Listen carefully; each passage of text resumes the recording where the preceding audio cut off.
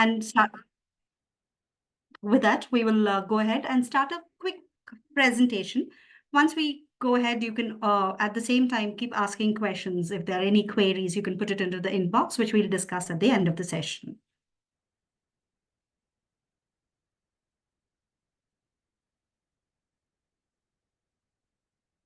Just sharing my screen. Give me a minute.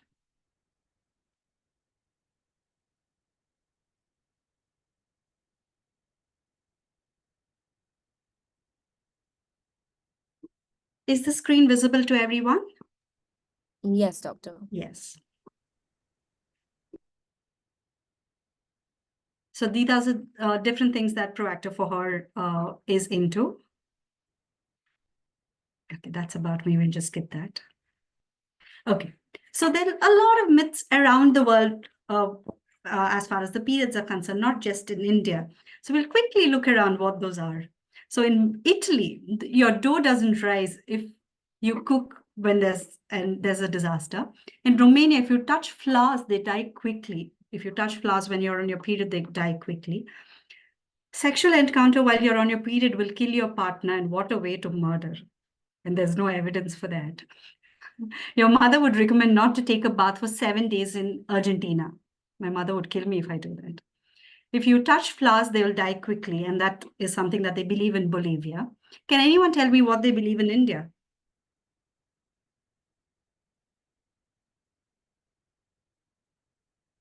No one?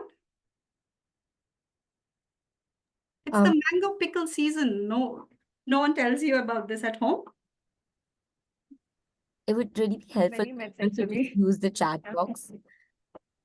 Because I think some people are raising their hand, but then we'll have to promote them to panelists. So yes, it's easier if everyone could just type in the chat box. Sorry.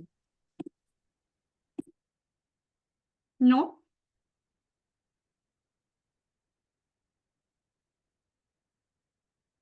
People are writing in the chat box. So maybe one person can just read edit it out it so that we can discuss those. Yeah.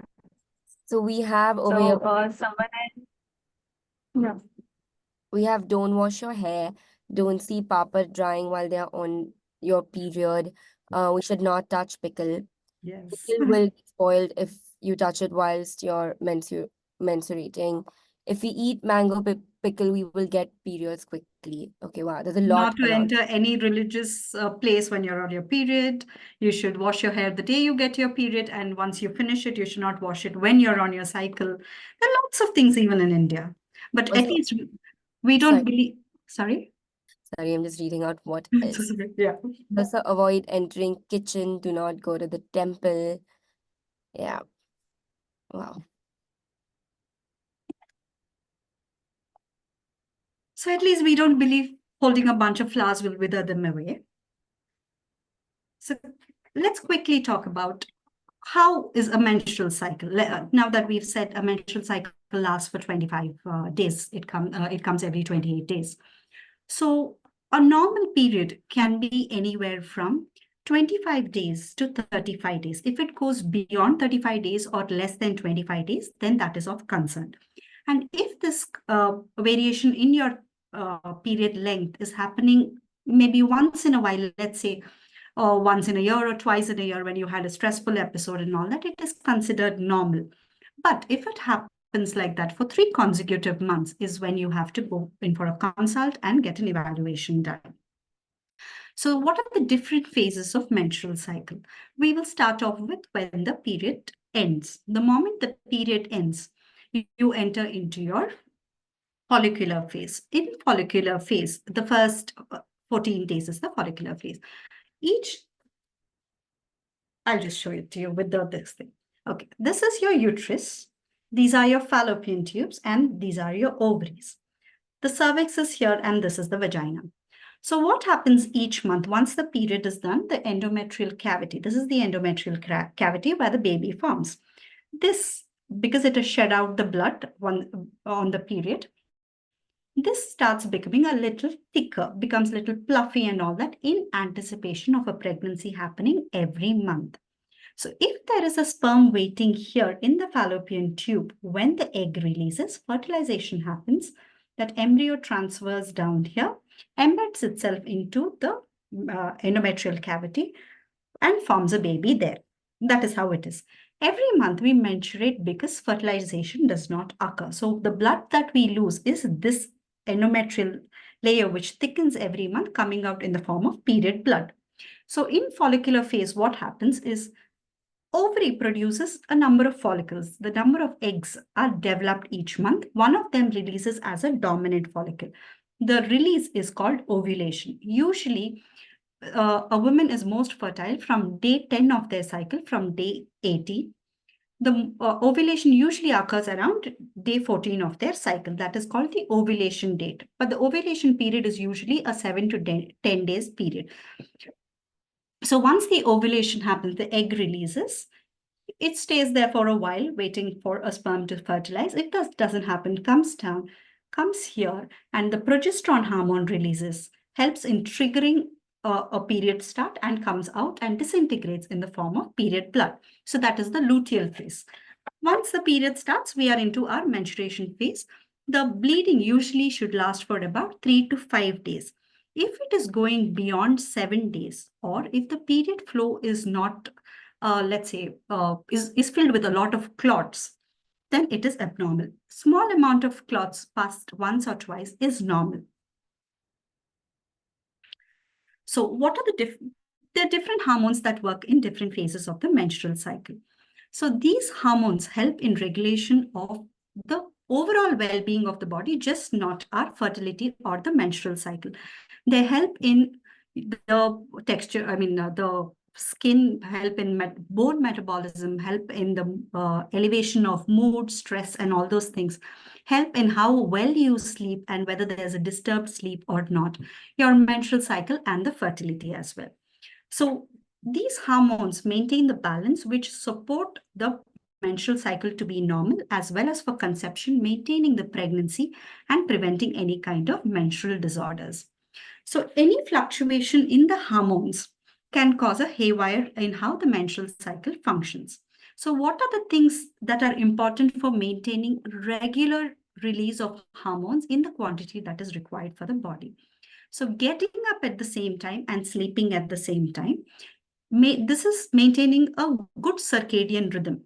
By that, what happens? Usually when we are in our deep sleep, maximum of the hormones are released in the morning, around 3 to 5-ish. If we do not maintain a good sleep hygiene, the brain is confused. This lady sleeps at erratic timings, and how do I even produce the hormones, and when do I produce? When that conflict is there on when to produce the hormones and at what quantity, there is disruption of the menstrual cycle, and hormonal imbalances happen. Another most important thing is eating at regular intervals and avoiding preservative content food, because we do not know the effect of preservatives on the menstrual cycles or the hormones that are important for conception. Some amount of physical activity. We would usually say at least 4 workouts per day, each lasting for 45 minutes. A lot of people ask us, what do you mean by workouts? Do I have to go to the gym, lift weights and things like that? No, whatever physical activity you enjoy. If some people enjoy dancing, you can dance. You need to make sure that your heart rate raises so that some amount of calorie burn is there.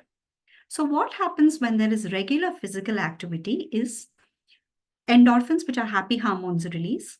Our dopamine releases, which is a stress relieving hormone. When these two hormones release, all the muscles in our body relax. Our mind relaxes. We eat better, sleep better, and our stress hormone cortisol comes down when we exercise. So it works for the overall well-being of the body. So the different phases that are influenced by hormones are puberty, that is when we start our menstrual cycle, or the menarche, that's the first cycle that we get, how we menstruate throughout our life, the conception, how the baby is conceived. Is there someone having regular menstrual cycles, it is slightly easier for them to conceive, maintain a healthy pregnancy, postpartum phase, perimenopausal and menopausal phase. All these are influenced by different hormones at different phases. So let us look at what are these hormones. So we have estrogen. I'm sure all of you have heard about estrogen and progesterone. So estrogen is usually released in the first half of the menstrual cycle towards your ovulation phase. So what it helps is it helps in development of the egg in the ovary, as well as overall regulation of the menstrual cycle. It also helps in maintaining your skin in a taut manner, maintaining the glow, helps in maintaining the bone health. So these are the important functions of estrogen. Progesterone usually releases towards the end of your menstrual cycle. 2 to 3 days before your period start is when the progesterone is at the highest level. So progesterone usually is released during the end of the menstrual cycle because that is the hormone that gives strength to the conception if it has happened. So that is why the progesterone is released towards the end of the menstrual cycle. It helps in regulating the menstrual cycle and supports pregnancy. That is the most important thing for early conception, when early conception is there. So what are the symptoms will be there if the progesterone is not maintained at a good level, if there's any deranged? A lot of people might have had symptoms like water retention. Just 2 to 3 days prior to your cycle, you've observed your clothes gets a little tighter, breast become tender. You feel like, you want to lie down a lot, eat, sugar craving is more, or you have different cravings for food just 2 to 3 days prior to your cycle. That is because the progesterone is released at a higher rate during the end of the cycle. Then you have follicular stimulating hormone, which helps in the egg to become of a certain size, which gets triggered and released for the fertilization to happen. Luteinizing hormone is the one that triggers for the maturation of the ovary. Cortisol is our stress hormone, but it is required at a minimum quantity in our body for the normal functioning of our metabolism, immune system, and it is excessively produced as a stress hormone. Prolactin. Prolactin is very important for the cycle of breastfeeding. So once the baby delivers, there's a trigger of prolactin, which causes the milk secretion cycle to start. Then we have our thyroid hormones. In thyroid hormones, we have three: T4, T3, and thyroid stimulating hormone. The most important is thyroid stimulating hormone, which is important for metabolism, bone metabolism, for skin, hair, and regulation of menstrual cycle. So this is the same thing that we had just discussed. You guys can just have a quick look at this. How do you, what hormone is at high level? What are the different symptoms and what you can do?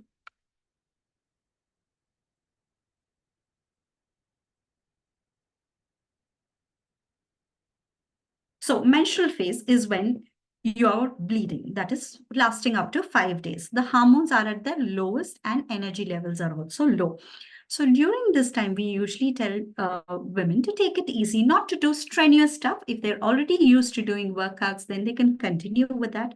But do not increase the intensity of your workouts, especially when you're in your menstrual phase. Take comfort food during that phase. High amount of carbohydrates are good so that your mood is elevated and you feel better, and get adequate amount of rest. Then comes the follicular phase, wherein your estrogen hormone is on the rise and you feel very energetic. You want to do everything, you want to run around, your skin is glowing, you want to work out, all those things. Then you have your ovulatory phase, which is usually from your day 14 to day 18 of the cycle.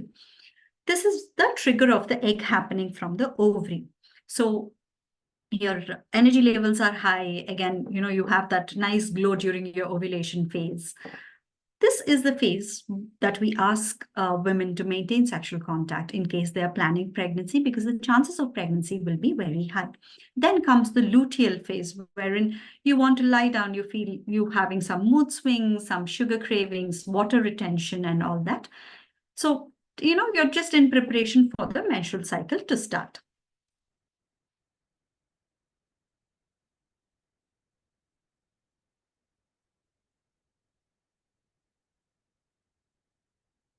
So what are the most common things that are red flags during your menstrual cycle, or how it goes, and when do you have to see a doctor? So the most important thing that we tell everyone is to maintain a menstrual calendar. Now, all of us have smartphones. You can download one or just take a calendar, put it on your table, and you can note it down. When has your period come? Do you have any associated symptoms with it? Like I said, some breast tenderness, lower backache, feeling low, sugar cravings, all those things. How many days are you bleeding for? The normal is anywhere from 3 days to 7 days, 5 being the ideal number of days that bleeding lasts for.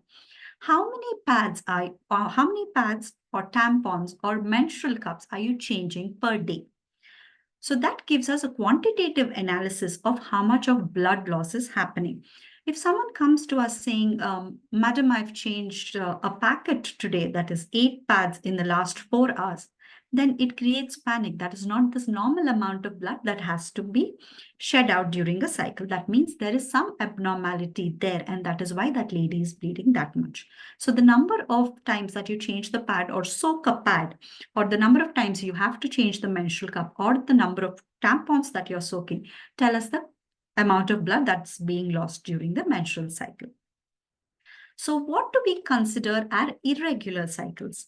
If your cycle is coming, let's say, at an interval of less than 25 days, every 25 days if you're getting your cycle, or if your cycle is going beyond 35 days, it is coming 1 month at 35 days, 1 month at 45 days, 1 month is after 3 months. So that is abnormal. That is when you will have to make an appointment with your gynecologist to see what is happening. Then we have something called intermenstrual spotting. So if you are having any kind of abnormal discharge, like a bloody discharge or a brownish discharge between 2 menstrual cycles, that is called intermenstrual spotting, and that is not normal. Yes, there are conditions like an implantation bleed or an ovulation bleed, which is just a speck of red blood that is seen during the ovulatory phase, which is normal, but does not happen for a large number of women. Again, an implantation bleed, if someone is planning on conception, if this is a pink spot or a pinkish discharge that is noted around 21st, 28th day, then we consider it normal. But if it's repeatedly happening in between 2 cycles, that means it has to be evaluated. Again, like we have spoken, the period should not be too heavy or too light. Too light means a woman not soaking even one regular sized sanitary napkin is what we consider as scanty. So for any of these conditions, you'll have to make an appointment with your gynecologist. Give a proper history. If you have all the information loaded onto your menstrual calendar, it'll help out with identifying the problem at hand and treating it in specific, which will not require many investigations to be done and all those things. So having that information will help in the long run.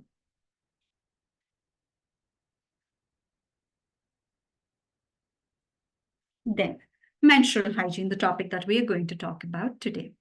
So what are the hygiene practices that have to be practiced on a regular basis, and what have to be taught on to people that we are teaching? So, and why is menstrual hygiene important? So it is important not just to maintain the physical health, but also to prevent infections for the overall well-being of the person. So there are different kinds of products, menstrual products available in the market. We have sanitary pads, we have sanitary panties, we have tampons, we have menstrual cups. So they're a wide range, and each one has their preferable choice of hygiene products. So make sure to choose a product that suits you well. Most of the things have a little bit of perfume on it, and they have a synthetic lining and all those things. So be vigilant in when you're selecting your menstrual product, which suits your body texture. The skin doesn't cause any kind of rash when you're wearing it and all those things. So hypoallergenic preferably, and wear cotton panties during your menstrual cycle, because it allows the skin to breathe and does not cause a lot of humidity there, causing infections. Then, how regularly do you have to change your menstrual product? So usually what people say is we change it 2 to 3 times a day. That accounts to about changing it every 6th hourly or every fifth hourly, depending on, a lot of people say, ma'am, on first day we have a lot of flow, so we change it frequently, but towards the end of the menstrual cycle, if I wear one pad in the morning, that is enough. Evening, I can go home and change, and that carries on throughout the night. That is not a safe practice to do. Minimum changing your pad once in 6 hours is compulsory, whether you're wearing a tampon or a menstrual pad. Menstrual cup can be changed 3 times a day. So each menstrual product has different, because menstrual sanitary pads are anyway disposed, tampons are disposed, whereas menstrual cups are something that we reuse because they are made of BPA-free silicone. So the sterilization of the menstrual cup is very, very important. And warm water has to be used for sterilization of the menstrual product. Otherwise, it can cause infections. After, okay, we've changed our sanitary napkins or our tampons or a menstrual cup at regular intervals. What is personal hygiene when it comes to menstrual cycle? That means once you've finished changing your sanitary napkin or whatever menstrual product that you're using, you need to wash your hands with soap. You need to make sure you clean the perineal region starting from front to back. When you're using a spray jet, no washing from back to front because it can carry organisms from the anal region to the vaginal region or the urinary tract, causing an infection. So the washing always has to be front to back. There is no need to use any kind of vaginal washes on a regular basis because they alter the normal pH of the vagina, leading to vaginal infections. Normal soap, whatever we are using, should be more than enough. So this is unrelated to the menstrual cycle. This is for all women. Maintaining good lifestyle. By that, I mean sleep at regular timings, get up and sleep at the same time, maintain an average of 6 to 7 hours of quality sleep, maintain a menstrual calendar, eat at regular intervals, include a lot of fresh fruits and vegetables, and avoid preservative content food because we do not know the effect of preservatives on the fertility or the menstrual cycle. Maintain good perineal hygiene. By that, I mean, make sure every time you pass urine, you clean with water, keep it dry with a tissue or a towel, preferably wear cotton panties, try to change them at least 2 times a day. Because no matter how hygienic we are, all of us are working long hours and we wear tight pants. So no matter how hygienic we are, some amount of water that we clean with or urine dribbles on or the vaginal discharge comes onto the panties and it becomes wet. And when that wet surface is close to the vagina or the urinary tract for a prolonged period of time, it causes UTIs, urinary tract infections, and bacterial infections. To avoid that, try to change your panties at least 2 times a day. There's no need to wash panties with any harsh detergents or using Dettol or Savlon. That is not required at all.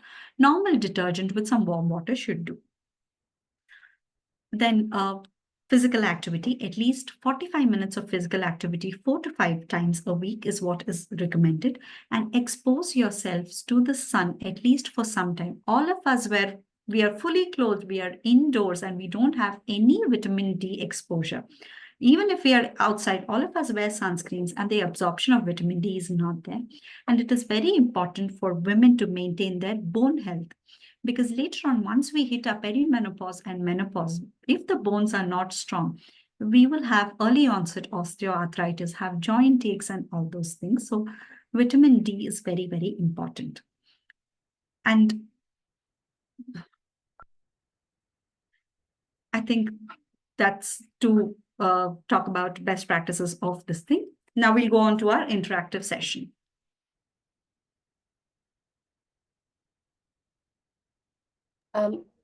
We already have a few questions in the Yes. chat box and in the Q&A bit, which I think I can start reading out. Yes, Manvi, you can ask me and then I'll answer them. Yes. And in the meanwhile, if anyone else has any questions, please feel free to put them in the chat box or in the Q&A bit. So the first question is, what is the normal count of pads that should be used in a day? So for a person who's having normal flow, at least change your pad, let's say an XL pad, 3 to 4 times a day. 3 times in the day and once just before going to bed. Wash the perineal region with water and wear a fresh panty. In the night, you don't have to get up and change it. So let's say 4 pads per day. Okay, thank you. Next question is, how do we check whether the period is heavy or too light? Okay. If you're soaking more than 6 pads a day, complete XL pads per day, or if you're having to change your menstrual cup more than 4 times a day with passage of clots. The clots less than a penny size are considered normal if they're happening once in a while. But if you're passing clots like chunks, then that is abnormal and you'll have to make an appointment with a gynecologist. If you're not soaking even 1 sanitary pad per day, that means the period is scanty and there is some hormonal imbalance happening and has to be evaluated. Understood. The next question is that before 5 days of getting someone's period, they get like a lot of like sensitivity and heaviness in their breast. So is that normal, or what's the reason behind it? So towards the end of your menstrual cycle, just before menstruation starts, there is an increased production of progesterone because that hormone is the one in anticipation of supporting a pregnancy is being released. So if the progesterone hormone is released in normal quantities, it produces some amount of breast tenderness, water retention, causing a little bit of weight gain, mood swings and feeling a little tired. Your skin becomes more oily.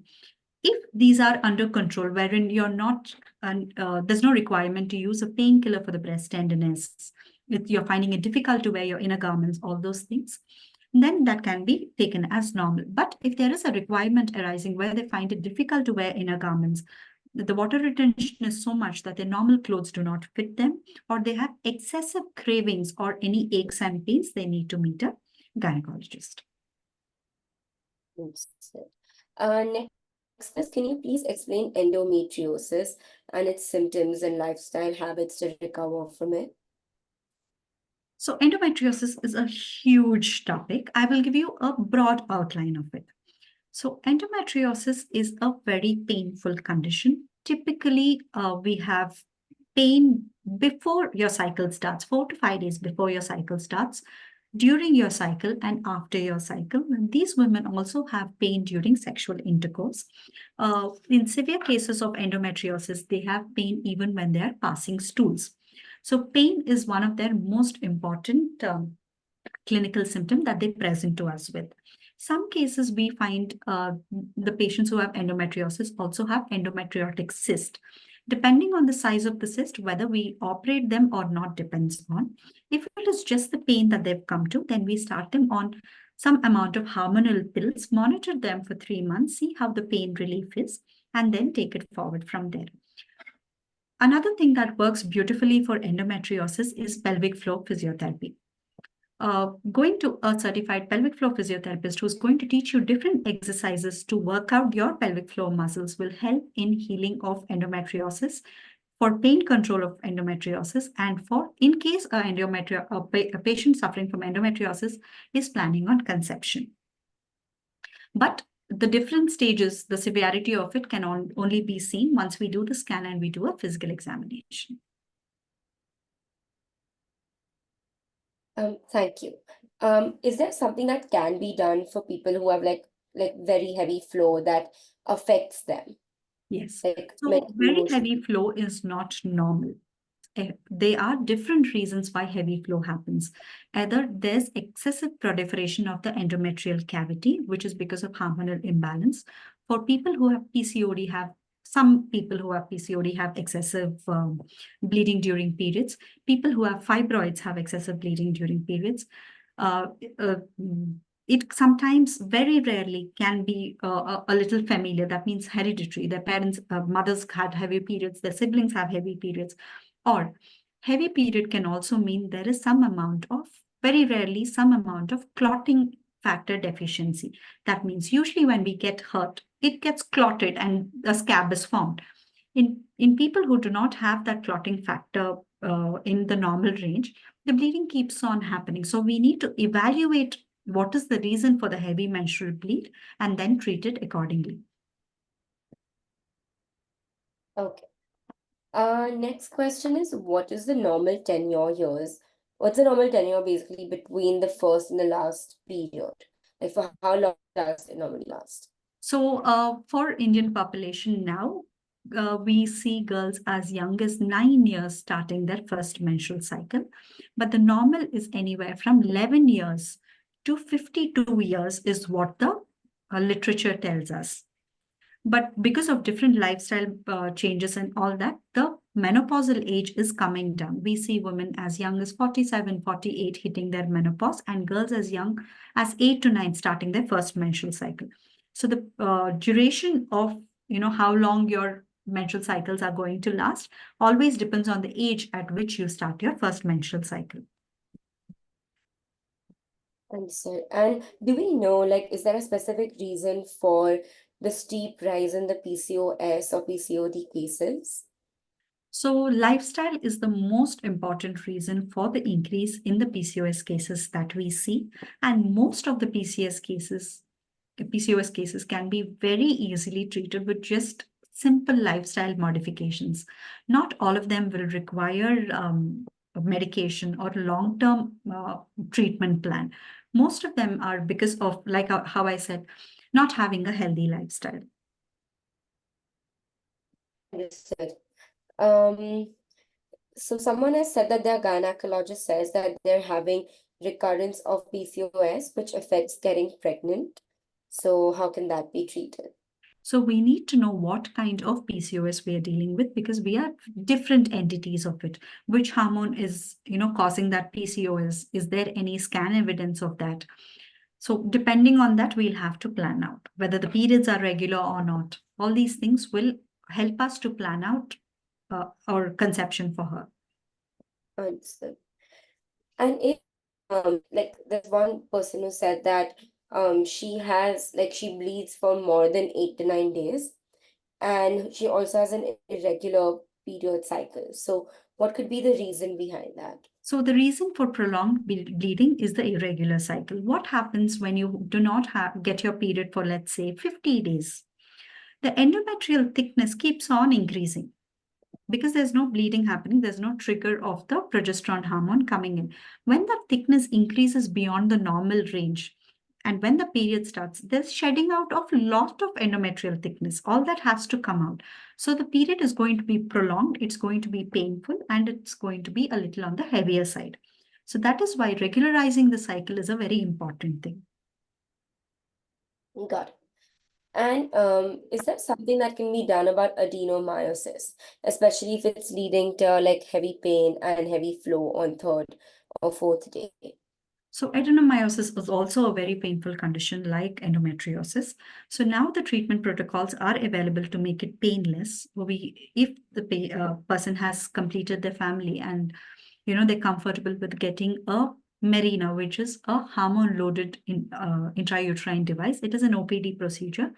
After we see the scan reports and taking the history, if they're a perfect person for that treatment, then we go ahead with Mirena insertion.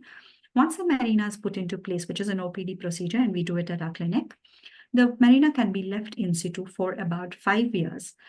Because it is sustained release of hormone is there, which controls the pain as well as makes the patient comfortable.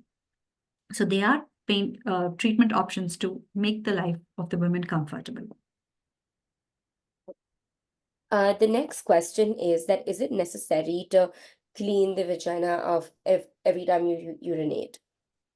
So we don't clean the vagina. We do not touch the vagina at all. We clean the outside area, the perineal region. Vaginal douching, if that is the question, it should never be done. It kind of washes out the good bacteria that is there in the vagina, leading to the vaginal infection and urinary tract infection. Just clean on the outside with water every time you pass urine, and keep it dry with a tissue or a towel. No cleaning the vagina, no douching. Got it. Someone's asked, can you explain what happens if a teenager gets the period and they continue, or is there some gap? And so I what the question that when a teenager gets the period, is it going to be like every month, or will it essentially have gaps? So usually when the first period happens, the period is for a prolonged period of time, and the time between two periods might keep varying. So you need to wait for 1 or 2 years before saying the young girl has irregular cycles or not, because it has to, all the hormones have to set into place, find their rhythm. And then only after 2 years of menarche do we realize whether it's irregular periods or not. So the moment the child starts menstruating, do not put pressure on, oh, you haven't got your periods this month, this has been 28 days, 30 days. You need to give it a little gap. Minimum of 2 years, especially when they've just started their menarche. Understand. Again, there's a question on, is there a solution for like heavy back in period days? Sorry, come again. Is there a solution for like feeling like you have a heavy back or having lots of back pain during your period? So for all the women who are attending this session, at least once a year, do a full body blood checkup. What it gives you is it gives you your nutritional values as well. It screens for vitamin D deficiency, vitamin B12 deficiency. How are your sugars? How are your thyroids? So most of the women, like I had mentioned during the talk as well, have vitamin D deficiency, which is a very, very treatable thing. Just taking a capsule once a month will help in the vitamin D levels rising. So when there is any kind of nutritional deficiency, the pain perception goes up because your muscles are not on the stronger side. So that is why the lower back heaviness, aches, cramping type of pain increases, and all these symptoms coming. So screen first for the most common things, for like the nutritional deficiencies. What a lot of women think is, no, I think I have PCOS, I'll get it checked. No, first deal with the smallest of the problems, the easiest of the problems, because most of them have that and end up getting a lot of unnecessary investigations. Understood. Would you recommend taking hormonal related or magnesium period related pills or powders that you normally see like a lot of? No. Because unless and until I know what is the content of it and how they act and what is their long-term effect, we would not prescribe anything like that. For I understand a period is painful for a lot of people and they find it very stressful when the period comes. So if you are having pain which hinders with your day-to-day functioning, yes, you'll feel a little weak here and there, and that is normal. But if it's hindering with your day-to-day activity, that is not normal. You need to be evaluated to see why that is happening and treat it accordingly. Understood. And there's been a recent study that says that due to the suction that comes with when you wear a menstrual cup, there might be a chance of the uterus coming down. So would you recommend using menstrual cups in the long term? So this study, I don't know what is the size of the study. That means how many people have participated, how many have used a menstrual cup, whether they were taught to use the menstrual cup properly. I've not read it, so I'm not going to comment on that. Menstrual cup, if used in a proper way, is a wonderful thing. Insertion of which and removal of which have different techniques to be done. It cannot just be inserted like that or removed like that. But the suction effect of the menstrual cup is not known to cause any kind of prolapse, uterus coming out. Prolapse has a varied kind of reasons, so we do not know what the study was talking about. Understood. Is it one second, let me just see. Sorry, some questions are repeated, so I'll just find. Yes.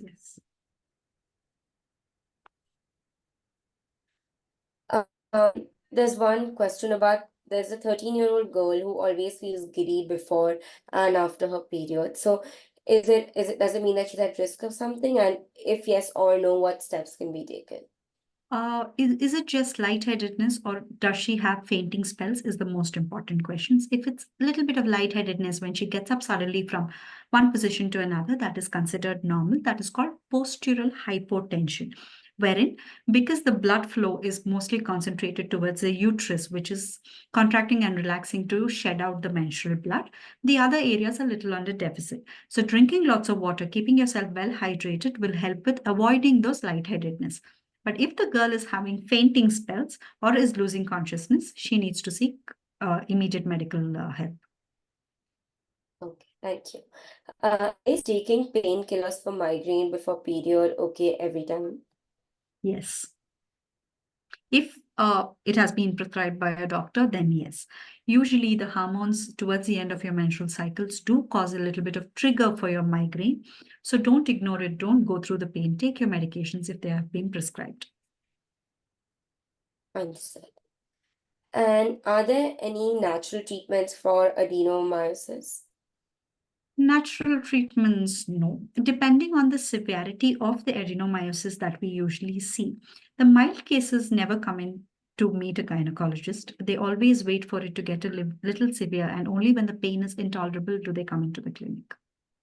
So if started early, then we can prolong it from getting worse. Got it. And how often should a menstrual cup be changed? As in, like, completely, like after how many years should you replace it? So if there is any discoloration of the menstrual cup, if there are any tears in it, or a minimum at least 6 months to 8 months once. Thanks. Do you have any advice on how to treat mood swings in periods? So mood swings are very hormonal dependent. It's a lot of people say, no, she's a very moody person, or she's always in that elevated mood. They're very, very hormone dependent. So maintaining a healthy lifestyle will help in regularizing your hormones being produced in the quantity that they have to be produced at the particular time that they have to be produced. When that happens, the mood swings automatically come down.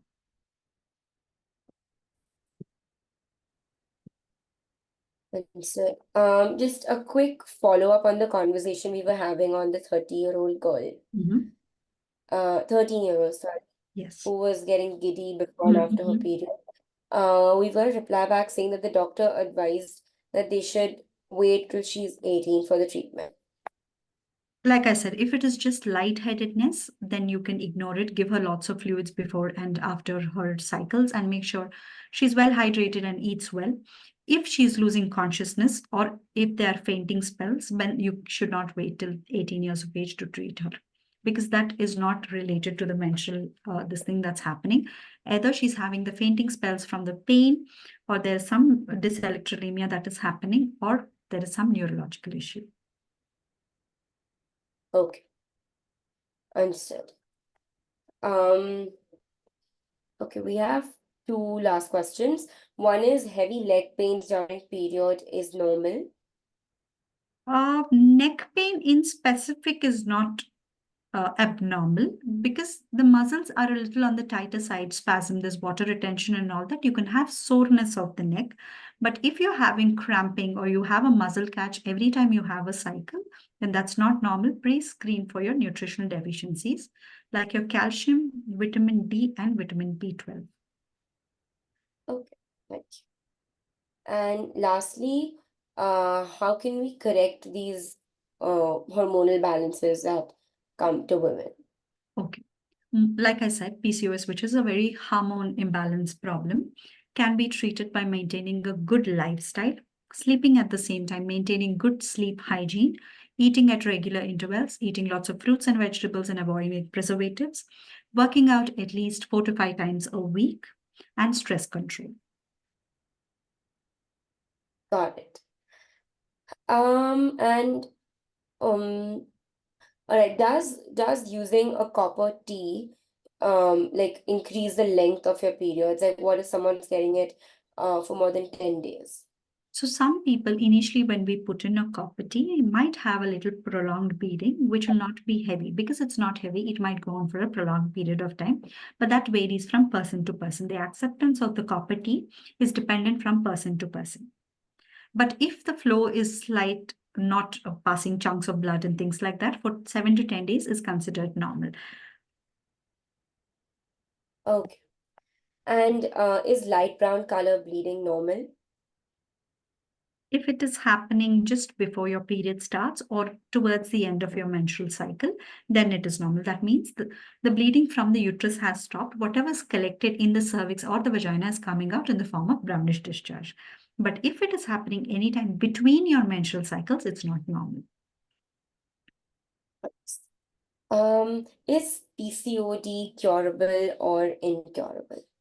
So it depends on what kind of PCOD it is, whether it is insulin resistant or insulin independent and things like that. And what are the actual problems of the girl or woman who's having it? And most of the cases, 80% of the PCOS, PCOD are treatable. And we have beautiful medications for that and different options for treatment. Understood. There's one more question. What is the main cause of fibroids? There's no specific cause for fibroids. And we don't know which women will get it and which women will not get it. But unless and until it's causing trouble, or if the size is too huge, a lot of people, when we scan without any symptom, will have a fibroid or two. And we do not bother about that at all. Unless and until the woman comes with a complaint like a heavy menstrual bleed, or, she's not getting her cycles, or the duration between two cycles has gone up or gone down, or conception is becoming a problem because of the fibroid that I'm having, we will not touch the fibroid or try to operate on it. If it is of a huge size or causing any disturbance to her day-to-day activity, that is when we'll have to intervene. Got it. Okay, doctor, before we close, one quick question. Yes. Okay, sorry, two questions. Last two questions. One is that what size of a fibroid is just a second question. Again, size of the fibroid depends on the physical examination that we do. Usually, if we say it is more than the size, its height is more than the umbilicus when we do a physical examination, the patient has any pressure symptoms wherein she feels like she's carrying heavy weight, has lower abdominal pain associated with the size of the fibroid, causing heavy menstrual bleeding, losing excessive blood each month, conception becoming difficult. Any of these, then we have to go and operate. Understood. And last question is that is it normal? I think you have answered this, but this question's come quite a few times. I'm just gonna ask again. But there is having like a 2 to 3 days period normal? Normal. If you're having good flow for the first 2 days, then it's considered normal. Okay, fantastic. Thank you so much, doctor, and thank you so much the whole team at Padcare on behalf of Proactive for Her as well.